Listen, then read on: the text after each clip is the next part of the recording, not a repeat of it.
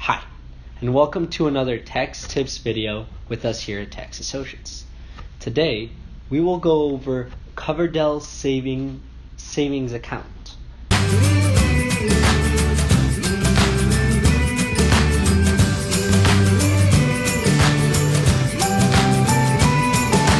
Before we begin, if you'd enjoyed our videos in the past, please don't forget to like and subscribe to get the latest tax news. To begin, let's go over what is a Coverdell savings account, or also called Coverdell ESA. Coverdell ESA is a trust or custodial account set up in the United States solely for paying qualified education expenses for the designated beneficiary of the account. This benefit applies not only to qualified higher education expenses, but also to qualified elementary and secondary education expenses. Now, you may be able to contribute to a Coverdell ESA to finance the beneficiary's qualified education expenses. It is important to understand that contributions are not, I repeat, are not deductible.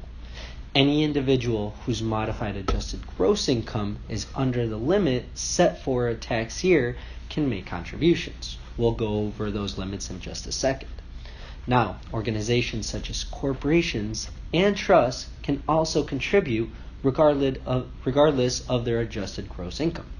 There's no limit to the number of accounts that can be established for a particular beneficiary. However, the total contribution to all accounts on behalf of the recipient in any year can't exceed $2,000. Now, the modified adjusted gross income to contribute to a Coverdell ESA must be less than $110,000 for a single individual, or $220,000 if filing a joint return. Now, the contribution rules to follow are: the contributions must be in cash. They can't be made after the beneficiary reaches the age of 18 unless the beneficiary is a special needs recipient. They must be made by the due date of the contributor's tax return, not including extensions.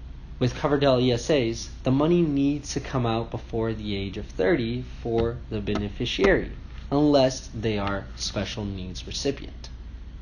Now, it can't be rolled over to another family member, but this can only happen once per year.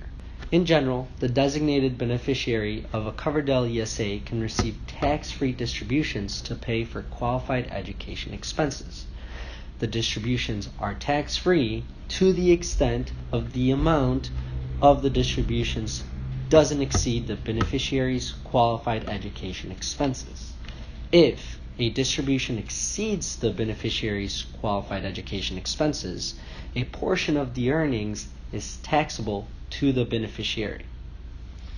With Coverdell Plan, you have a portion of the control where the investments are made to. Compared to other ESAs, with this plan, you are able to set your investments to your own risk factor.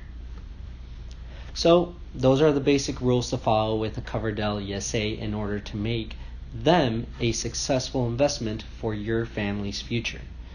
If you do have additional questions or require additional guidance, feel free to visit our website or set up an appointment with one of our associates.